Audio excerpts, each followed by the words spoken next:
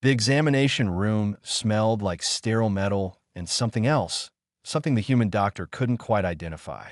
Dr. Rebecca Walsh pressed her palm against the observation window, watching the tiny creature struggle for each breath on the medical table below. Its scales were dull gray instead of the brilliant crimson they should have been. Its wings looked more like crumpled paper than the powerful flight membranes of a healthy Dracovian hatchling. This specimen presents severe developmental abnormalities, High Physician Drameth announced to the gathered medical staff. His voice carried the same clinical detachment Rebecca had heard from veterinarians back on Earth when they discussed terminal cases. Weight is 47% below optimal parameters. Wing membrane integrity is compromised. Scale calcification has failed to initiate. Neurological responses are within acceptable ranges, but physical viability is impossible. Rebecca felt her stomach twist. The little dragon was watching them through the glass with bright, aware eyes. Those eyes followed Drameth as he moved around the table, documenting each failure of its tiny body with efficient precision. Recommendation? Asked Station Administrator Quilvin from his position near the door. The Tertian official looked bored, already pulling up his datapad to move on to other business. Humane termination within the next cycle, Drameth said without hesitation. The hatchling cannot process standard nutrition. Its genetic markers indicate multiple system failures. Dracovian medical ethics require we end suffering when recovery is impossible.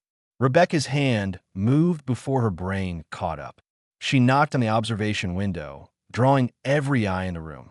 Drameth's scaled face showed surprise, then irritation. Dr. Walsh, this is a closed examination, he said through the intercom. I need to speak with you, Rebecca replied, already heading toward the entrance. Now, please. The door slid open and she stepped into the exam room, ignoring Quilvin's disapproving hiss. Up close, the hatchling was even smaller than she'd thought. It couldn't have weighed more than 4 kilograms. Its breathing was shallow and rapid, and she could see its ribs through the translucent scales, but it was looking at her, really looking, with an intelligence that made her chest ache. This creature is scheduled for euthanasia, Drameth said firmly. Your presence here is inappropriate. What treatments have been attempted? Rebecca asked, moving closer to the table. The hatchling's head turned to follow her, nostrils flaring. There are no treatments for genetic inadequacy, Drameth replied. His tone suggested he was explaining something obvious to a child. Dracovian hatchlings must meet specific developmental benchmarks. This one cannot. The kindest action is to prevent prolonged suffering. Rebecca looked at the diagnostic readouts above the table. Her medical training was in earth animals, not alien biology, but she understood enough to see the problems. The hatchling's digestive system wasn't processing the crystalline minerals that Dracovians needed. Its cellular structure was rejecting the very nutrients meant to sustain it. Has anyone tried alternative nutrition sources? She asked, as Drameth's expression hardened. Dr. Walsh, I respect your credentials in primitive animal care, but Dracovian biology is far more complex than the simple creatures of your homeworld. We have been practicing medicine for 3,000 years. This hatchling is dying because its body is fundamentally flawed. Or because we're feeding it the wrong things, Rebecca countered. She pointed at the metabolic panel. Look at these enzyme levels. They're not absent, they're inverted. This hatchling isn't broken, it's different.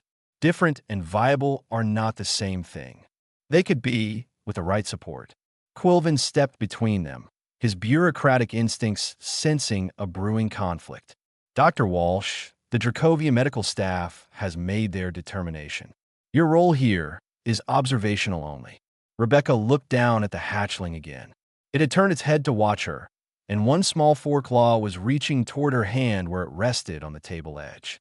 The gesture was so deliberate, so clearly intentional, that she felt something crack open in her chest. She'd come to the station to learn, to observe alien medicine and expand human knowledge. But something's transcended species. This little creature wanted to live. She could see it in every labored breath, every defiant movement of its malformed wings. Give me 30 days, Rebecca said quietly. Drameth actually laughed. Excuse me, 30 days. Grant me temporary custody of the hatchling. If I can't stabilize its condition and show meaningful improvement, I'll defer to your judgment. She met his eyes steadily. But if there's even a chance this life can be saved, don't we have an obligation to try? Obligation to what? To prolong inevitable death. To challenge our assumptions about what's inevitable. The room fell silent. Quilvin looked between them, clearly calculating the diplomatic ramifications. Drameth's scaled brow ridge drew down in thought. Finally, the Dracovian physician spoke. You understand nothing about our biology. You will fail, and this hatchling will suffer longer because of your ignorance. Maybe, Rebecca admitted, but maybe I'll surprise you. Drameth studied her for a long moment, then looked at the hatchling. Something flickered across his face, too quick for Rebecca to identify. Very well, 30 standard days. When you fail, perhaps you will understand why some battles cannot be won with optimism alone. He began preparing transfer documents on his datapad, muttering about foolish humans and their inability to accept reality. Quilvin sighed and left to file the necessary permissions. Rebecca barely heard them. She was focused on the tiny dragon, whose forklaw had finally reached her hand. The touch was feather-light, barely perceptible through her glove. Okay, little one, she whispered. Let's prove them wrong. The hatchling's eyes brightened slightly, and for just a moment, Rebecca could have sworn she saw hope. Rebecca's clinic smelled like antiseptic and desperation. The small room in the human quarter section of the station had never been meant for anything more serious than treating minor injuries. But now it held equipment borrowed from 3 different departments and 1 dying alien hatchling. Shard, as Rebecca had started calling the little dragon, lay on a heated pad surrounded by monitoring devices. The name had come from watching the hatchling's scales, which caught light like broken glass. 3 days had passed since the transfer, and the creature had lost another 200 grams. Every breath sounded like paper tearing. Come on, baby, Rebecca murmured, preparing another feeding tube. Just a little more. The hatchling turned its head away, a motion that would have been defiant if it had any strength behind it. Rebecca had tried 6 different nutrient formulations, each one carefully designed based on her research into Dracovian metabolism. Shard had rejected all of them. She checked the readouts again, her eyes burning from lack of sleep. 40 hours awake now. Her training had taught her that exhaustion led to mistakes, but stopping felt like giving up, and giving up meant death. The door chimed. Lieutenant David Park entered carrying a thermal container of coffee and what looked like actual food. He'd been stopping by every few hours, ostensibly to check security protocols, but really to make sure Rebecca ate something. Any progress? He asked, setting the food on her desk. Backward progress, Rebecca said, updating her notes. Shard's refusing everything. The nutrient composition should work, the delivery method is gentle, but something's still wrong. David looked at the hatchling with the careful expression of someone who'd seen too many lost causes. He'd told Rebecca about his medical discharge from the Earth military, about the genetic heart defect that would have ended his career if human doctors hadn't been willing to try experimental treatments. What did Drameth say when he visited yesterday? David asked. That I'm torturing a dying animal. Rebecca's voice was flat. That I should accept reality. And he's not completely wrong. She sat down heavily, finally accepting the coffee. Every hour Shard stays alive is another hour of suffering. If I can't figure out what's wrong, I'm just making it worse. David pulled up a chair. You remember what you told me last month? About that breeding program you ran on Earth. Rebecca's hands tightened around the cup. She didn't like thinking about that. About the years of work, the empty bank accounts, the endangered species that went extinct anyway despite everything she'd sacrificed. That was different, she said. Was it? You told me you'd do it again. That even failed attempts matter because they teach us what's possible. Before Rebecca could respond, Shard made a small sound, something between a whimper and a growl. The hatchling's vitals were dropping. She was at the table in seconds, checking airways, adjusting oxygen levels, her hands moving with practiced efficiency. Talk to me, Shard, she whispered. Tell me what you need. The The hatchling's eyes opened briefly, focusing on her face. Then its gaze drifted to the thermal food container David had brought, and something changed. The nostrils flared. The head lifted slightly. Rebecca froze. David, what's in that container? Just some protein bars from the commissary. Why? Open it. He did. The smell of processed nutrients filled the room, nothing special by human standards. But Shard's reaction was immediate.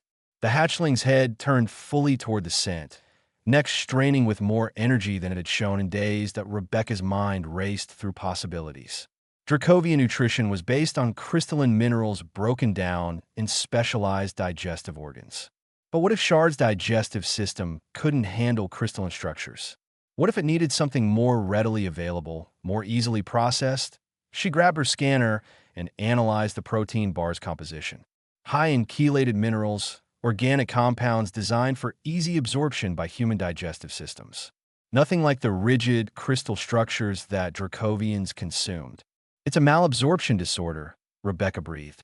Shard can't break down crystalline minerals, but maybe, just maybe, she worked quickly, adapting her nutrient formula. Instead of trying to replicate Dracovian food, she created something new based on organic chelation principles used for treating reptiles on Earth. Minerals bound to organic molecules, easier to digest and absorb. Shard watched her work with focused intensity. When Rebecca brought the new formula to the heating pad, the hatchling didn't turn away. Its nostrils flared again, testing the scent. Please, Rebecca whispered. Please try. She used the feeding tube, introducing the formula slowly. Shard's throat worked, swallowing. Once, twice. Rebecca held her breath, waiting for the rejection, the regurgitation that had followed every other attempt. It didn't come. Minutes passed. The formula stayed down. Shard's eyes closed, but its breathing seemed fractionally easier. David stood beside her, watching the monitors. Is it working? Too early to tell, Rebecca said, but hope was threading through her voice. We need to wait, see if the body accepts it. They waited through the night. David stayed, bringing blankets when Rebecca refused to leave Shard's side. The hatchling slept more peacefully than it had since arriving, and when dawn's cycle began, its weight had stabilized for the first time that on day 7, Shard gained 15 grams. Rebecca cried when she saw the number, exhausted tears of relief and tentative hope. The hatchling opened its eyes and looked at her, and this time, when Rebecca offered food, Shard ate without hesitation. You're going to make it, Rebecca told the little dragon. We're going to prove them all wrong. Shard made a soft chirping sound, the first vocalization that wasn't pain or distress. It was small and fragile like everything else about the hatchling, but to Rebecca, it sounded like victory. 2 weeks of small victories had taught Rebecca that progress with alien biology came in increments measured by grams and millimeters. Shard now weighed 6 kilograms, a gain that felt miraculous given where they'd started, but still desperately short of the 15 kilograms a healthy hatchling should reach by this age. The latest problem sat in the middle of Rebecca's exam table like an accusation. Shard's scales, which should have been hardening into protective armor by now, remained soft and translucent. The hatchling could barely move without risking tears in the delicate membrane. Yesterday, a simple bump against the edge of the heating pad had caused bleeding that took 20 minutes to stop. This is unacceptable, High Physician Dramath said, studying the scale samples under magnification. He'd started visiting more frequently, his clinical curiosity apparently stronger than his disapproval. Scale calcification is triggered by specific radiation wavelengths from our home star.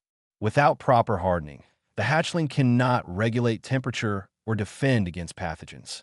Rebecca had spent the previous night reading everything she could find about Dracovian evolution.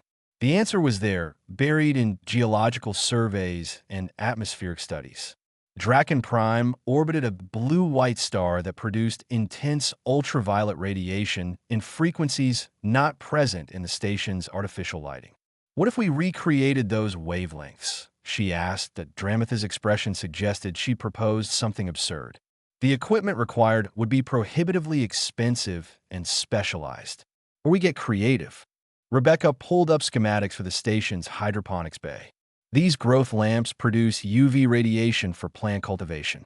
If we modify the frequency output, you would need authorization from botanical services.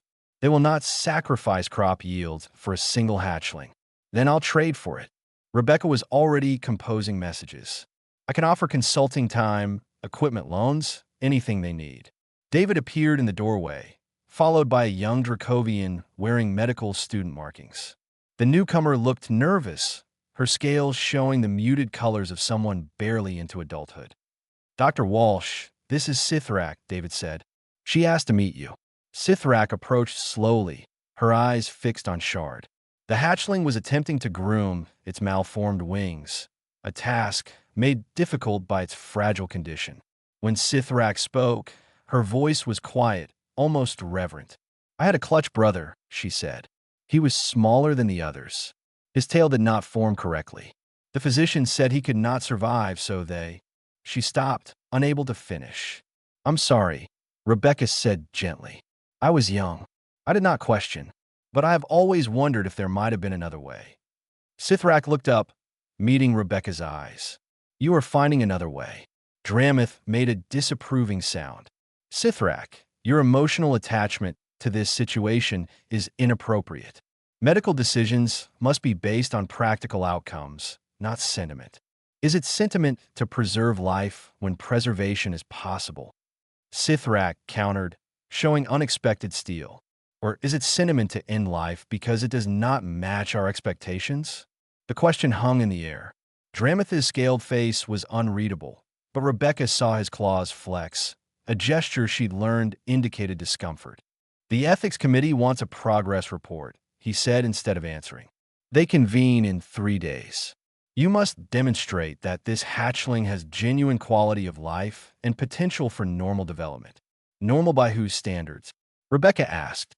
By any reasonable measure.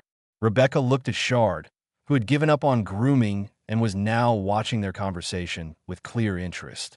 The hatchling's head turned from speaker to speaker, following the discussion like someone reading a fascinating book. Can I try something? Rebecca asked Drameth. She went to her supply cabinet and retrieved a simple puzzle box, the kind used for cognitive enrichment with Earth animals. Inside was a treat, one of the protein-based snacks Shard had come to enjoy. She placed the box on the table. Shard approached cautiously, sniffing at the container. The hatchling could obviously smell the food inside, but the transparent lid was latched closed. For a moment, nothing happened. Then Shard's foreclaw moved to the latch, testing it. The hatchling tried to lift the lid, failed, and sat back. Its eyes narrowed in what Rebecca had learned to recognize as concentration. Shard tried the latch again, this time pushing sideways instead of up. The mechanism clicked. The lid opened. The hatchling chirped triumphantly and retrieved the treat. Sithrak gasped. Drameth went very still. Dracovian hatchlings at this age respond to stimulus-reward training, Drameth said slowly. They do not problem-solve. That cognitive ability emerges at 3 months, not 6 weeks. Maybe Shard's different in more ways than just nutrition, Rebecca said. The ethics committee hearing 3 days later was tense. Rebecca presented data, charts, growth curves that showed steady improvement.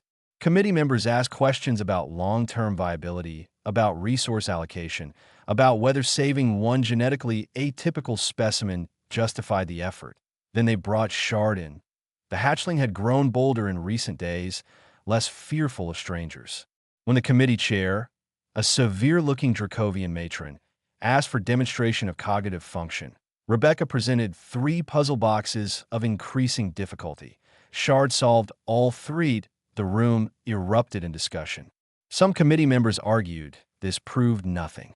Others pointed out that such intelligence deserved preservation regardless of physical limitations. The debate stretched for over an hour.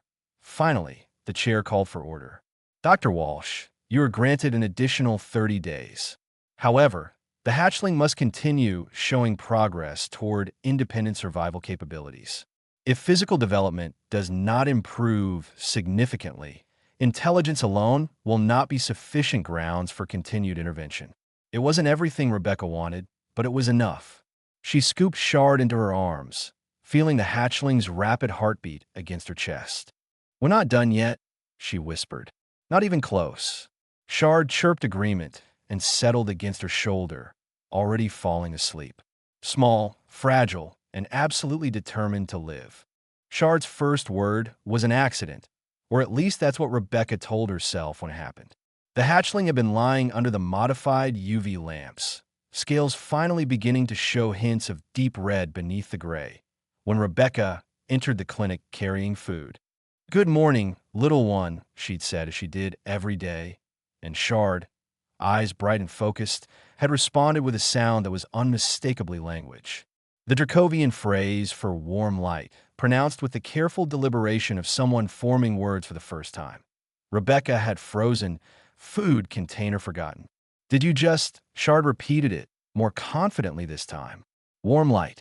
The hatchling was looking directly at her, clearly making the association between the words and Rebecca herself. Now, 6 weeks after hatching, Shard weighed 8 kilograms and spoke in short sentences. The hatchling's vocabulary grew daily, absorbing words from every conversation in the clinic. Rebecca had stopped being surprised when Shard interrupted her discussions with David or Sithrak to ask questions or offer observations. The problem was that miracles made people uncomfortable. "This is unprecedented," Dramith said, reviewing the linguistic development data for the third time. He'd arrived at the clinic unannounced, his expression troubled. Hatchlings do not achieve this level of communication until 12 weeks minimum. Shard is operating at cognitive levels we would expect from a juvenile, not an infant. "Is that a bad thing?" Rebecca asked, though she could guess the answer from his tone. "It is an unexplained thing." Dramith set down his datapad. "Dr. Walsh, I must speak candidly. You have achieved what I believed impossible. This hatchling is alive, cognizant, and developing in ways that challenge everything we understand about Dracovian biology. But there are those among my people who find this threatening rather than miraculous." He gestured at the data. "You have proven that our medical protocols, our certainty about genetic viability, may be flawed. Some see this as an insult to 3,000 years of tradition." Rebecca felt cold dread settle in her stomach. "What are you saying?" "A cultural delegation is en route from Draken Prime. They wish to take custody of Shard for study." Dramith's voice was carefully neutral. "Your visa status is also under review." Before Rebecca could respond, Shard spoke up from the heated pad. "What is custody?" Both adults turned to look at the hatchling. Shard's head was tilted in question, scales now showing enough color to catch the light properly. The wings, still undersized but growing stronger, rustled with agitation. "It means someone taking responsibility for your care," Rebecca explained, trying to keep her voice steady. "You have custody now," Shard observed. "You are my warm light." The simple statement hit Rebecca harder than any medical diagnosis.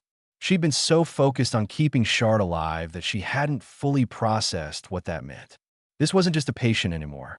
The hatchling had bonded to her, trusted her, learned to speak by listening to her voice. "The delegation arrives in 5 days," Dramith continued quietly. "They will offer you recognition for your achievement. In exchange, they want Shard returned to Dracovian care. And if I refuse, then you will be removed from the station, and Shard will be taken regardless." He paused. "I am sorry. I argued against this course of action, but I was overruled." After Dramith left, Rebecca sat on the floor beside Shard's pad, her mind racing. David found her there an hour later, the hatchling curled against her side. "Sithrak told me," he said, sitting down across from them. "She's furious. Apparently half the younger Dracovian medical staff are talking about protesting." "It won't matter," Rebecca said. "Politics always wins over principle. So what are you going to do?" Rebecca looked at Shard, who was watching her with those impossibly intelligent eyes. The hatchling had been exercising earlier, attempting to strengthen wings that would probably never be large enough for true flight. Every day brought new challenges, new adaptations they had to make together. "I don't know," she admitted. "Part of me wants to fight this with everything I have. But another part knows that Shard needs to be with other Dracovians eventually. I can't raise a dragon alone on a space station forever." Shard's head lifted. Why not? Because you're not human, sweetheart. You need to know your own people, your own culture. You are my people, Shard said with the absolute certainty of youth. You saved me. Rebecca's throat tightened.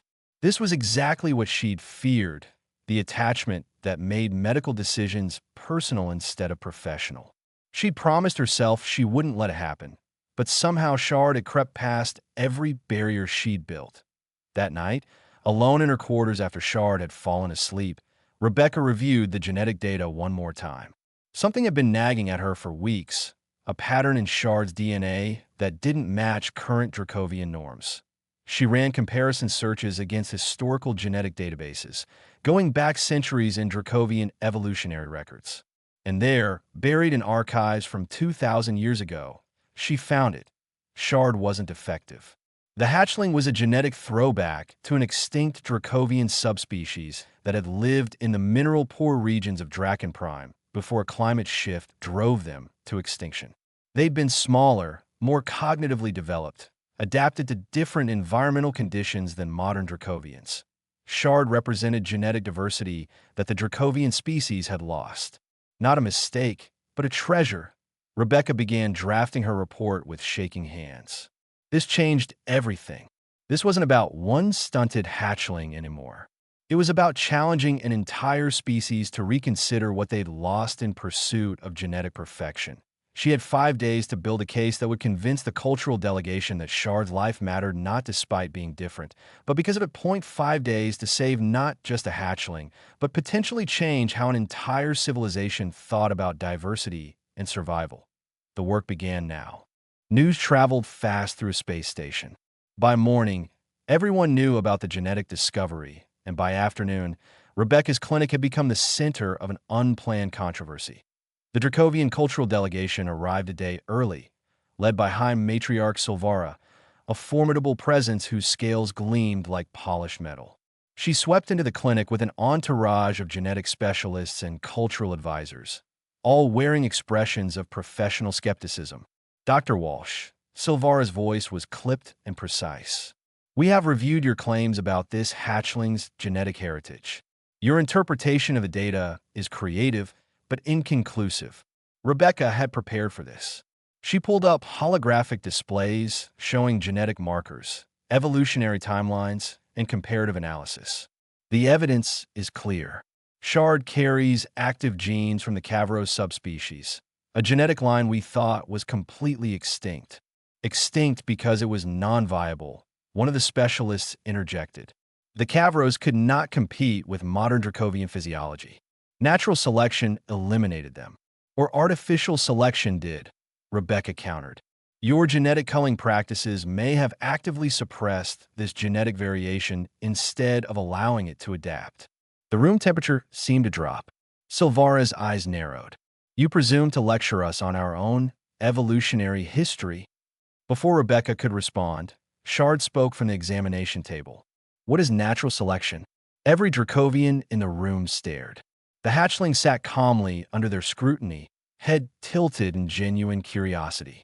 At 8 kilograms, Shard was still painfully small, but the intelligence in those eyes was undeniable. It is the process by which the strongest survive, Silvara said carefully, studying Shard with new interest. Then I should be dead, Shard observed. I'm not strong, but I am alive because warm light found a different way. The simplicity of the statement created an uncomfortable silence. Rebecca saw several of the delegation members exchange glances. Silvara approached the table slowly. You speak very well for a 6-week hatchling. Warm light talks to me. I listen and learn. Shard's gaze moved to Rebecca. She says I'm special because I'm different, not broken. Your physical limitations are severe, Silvara said, though her tone had softened slightly. How do you expect to function in Dracovian society when you cannot even fly properly? Shard's wings rustled. A gesture Rebecca had learned meant frustration. I will learn. Warm light says trying is more important than perfect. One of the younger specialists, a male with dark green scales, stepped forward. High Matriarch, if I may. The cognitive development alone is remarkable. Perhaps there is merit in studying this case further before making permanent decisions. Silvara held up one clawed hand for silence. She circled the examination table, studying Shard from every angle. Finally, she turned to Rebecca. "You have created an impossible situation, Dr. Walsh. This hatchling cannot thrive in human care indefinitely, yet returning it to traditional Dracovian upbringing may undo everything you have accomplished." She paused. "What do you propose?" Rebecca had been dreading this question because she knew the only honest answer would hurt. Shard needs to be with other Dracovians. The hatchling needs socialization, cultural education, things I can't provide. But those caretakers need to understand that traditional methods won't work. Shard requires ongoing specialized nutrition, environmental modifications, and most importantly, acceptance of being different. You are suggesting we change our entire medical approach for one individual. I'm suggesting you consider that one individual might teach you something valuable about genetic diversity and adaptability. Silvara studied her for a long moment. "You care for this creature?" "Yes," Rebecca admitted. "More than I should, probably. But that doesn't change the science. Shard represents genetic potential that your species lost. Isn't that worth preserving?" The High Matriarch turned back to Shard. "Hatchling, do you wish to go to Draken Prime? To be among your own kind?" Shard was quiet for a long moment, longer than Rebecca had ever seen the talkative hatchling stay silent. When the answer came, it was small and uncertain. "Will Warm Light come too?" "No," Silvara said gently. "Dr. Walsh must remain here. She has her own life, her own work." Shard's scales seemed to dim. The hatchling looked at Rebecca with an expression that broke her heart. "Then I do not wish to go." Rebecca crossed to the table and knelt, so she was eye level with Shard. "Listen to me. You are Dracovian. You deserve to know your heritage, to have teachers who understand your culture and history. I can keep you alive, but I can't give you everything you need to truly thrive." "You gave me life," Shard said, voice wavering. "That is everything." "No, sweetheart. Life is just the beginning. What you do with it, who you become, that matters more." Tears were sliding down Rebecca's face now, and she didn't care who saw. This was the price of success, the cost of saving a life when that life needed more than she could offer. "I am scared," Shard whispered. "I know, but High Physician Drameth will be there. He's agreed to oversee your care personally." Rebecca looked up at Silvara. "That is part of my conditions. Shard goes to a family willing to accept a different kind of dragon, with medical support from someone who understands his special needs." Silvara nodded slowly. "There's a family on Draken Prime. The scholar Pelios and his mate have been advocating for genetic diversity preservation. They have requested permission to foster atypical hatchlings." She looked at Drameth, who had been standing silently by the door. "You will coordinate with them?" "Yes," Drameth said quietly. "I will ensure Shard receives appropriate care." Shard pressed against Rebecca's chest, trembling. "Will you forget me?" "Never," Rebecca promised, her voice breaking. "You're the bravest patient I've ever had. And someday, when you're strong enough, maybe you can come visit." "That," Shard said firmly, "is a promise you must keep." 3 months after hatching, Shard left the station aboard a Dracovian transport vessel. Rebecca stood at the observation deck watching the ship depart, one hand pressed against the cold viewport, as if she could somehow maintain connection through the vacuum of space. David stood beside her, silent support against the grief of necessary goodbyes. "You did the right thing," he said eventually. "Knowing that doesn't make it easier." The transport vanished into faster-than-light travel, taking with it a small dragon who weighed 14 kilograms and spoke in complete paragraphs. Drameth had sent daily updates during the preparation period. Shard was nervous but adapting, asking endless questions about Draken Prime and the family that would become the hatchling's new home. Rebecca returned to her clinic, now feeling empty despite being filled with equipment. Station Administrator Quilvin had offered her a permanent position, establishing a cross-species medical consultation program. The Dracovian medical establishment, shaken by Shard's case, wanted human perspective on difficult cases. Other species had also expressed interest. She accepted the position, throwing herself into work with the desperate energy of someone avoiding empty spaces. Days blurred into weeks. She consulted on 7 cases in the first month, each one a puzzle of biology and adaptation. None of them touched her heart the way Shard had. 2 months after the transfer, Rebecca received an unexpected communication. The sender was listed as Pelios, scholar of genetic diversity, Draken Prime. Her hand shook as she opened the message. The hologram that appeared showed a Dracovian library, walls lined with ancient texts and modern data crystals. In the center of the frame sat Shard, noticeably larger and healthier than the last time Rebecca had seen a hatchling. The scales now gleamed deep crimson, properly hardened and beautiful. Warm light. Shard's voice came through the speakers, and Rebecca's breath caught. I'm making this recording to show you I am well. My new family is kind. Pelios teaches me history, and Syrah teaches me philosophy. High Physician Drameth visits weekly to monitor my health. The hatchling moved, and Rebecca could see the wings were larger now, still disproportionate but functional. I can glide short distances. Pelios says this is remarkable progress. I tell him you would not be surprised, because you always believed I could do more than others expected. Shard paused, and something in the hatchling's expression reminded Rebecca of their late-night conversations in the clinic. I miss you, but you were correct that I needed to be here. I am learning what it means to be Dracovian, and that knowledge feels important. The recording continued with updates about Shard's education, physical therapy, and social development. The hatchling had befriended 2 other atypical dragons who were also being fostered by progressive families. Together, they were becoming proof that difference did not mean defective. At the end, Shard looked directly into the recorder with those intelligent eyes. 3 other hatchlings have been saved using your methods. Drameth says you changed everything. Warm light.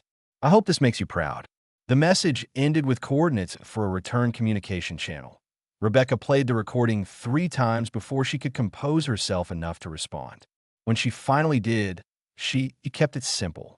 She told Shard about her new work, about the lives being saved through cross-species medical collaboration, about how one small dragon had rippled outward to change entire systems of thought. 6 months after Shard's departure, Rebecca stood in the station's main conference hall, facing the Galactic Concordance Medical Ethics Assembly. They had requested her presence to discuss establishing formal protocols for challenging species-specific medical determinations. High Matriarch Silvara was there, along with Drameth and representatives from 40 different species.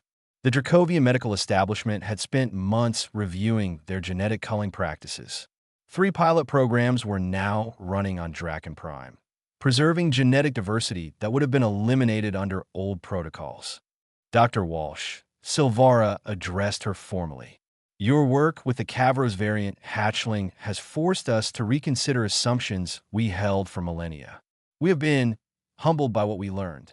Drameth stood, his scaled face showing an expression Rebecca had learned to read as thoughtful. I must acknowledge a personal debt. I had a clutch brother, terminated as an infant for minor deformities. For years, I have told myself this was necessary, that our protocols were correct. Watching Shard thrive has made me confront the possibility that my brother might have lived if we had been willing to try different approaches. The admission created a ripple through the assembly. Other species representatives began sharing similar stories, cases where rigid medical protocols had eliminated genetic variations that might have been valuable. The discussion lasted hours, culminating in a proposal for the Genetic Diversity Preservation Initiative, a cross-species program dedicated to challenging assumptions about viability and exploring alternative treatments for atypical individuals. Rebecca left the conference exhausted but hopeful. Change was slow, measured in policy revisions and cultural shifts, but it was happening. 1 year after their first meeting, Rebecca received a live communication request from Draken Prime. She accepted it immediately. Shard appeared on screen, now massing close to 20 kilograms and looking genuinely healthy. The dragon's wings were fully functional for gliding, and the intelligence in those eyes had matured into something approaching wisdom. Warm light, Shard said, voice deeper now but still warm with affection. I'm coming to visit. Pelios has arranged a cultural exchange where I will study cross-species medical cooperation at your station for 1 month. Rebecca felt joy burst through her chest. Really, I promised you, Shard said simply. And I have learned that promises matter, especially between those who refuse to give up on each other. Behind Shard, Rebecca could see other young dragons, all smaller than average, all thriving. The future was being written in their survival, in their difference, in their proof that there was more than one way to be strong. I will see you soon, warm light, Shard said. And I have so much to tell you about everything you taught me to become.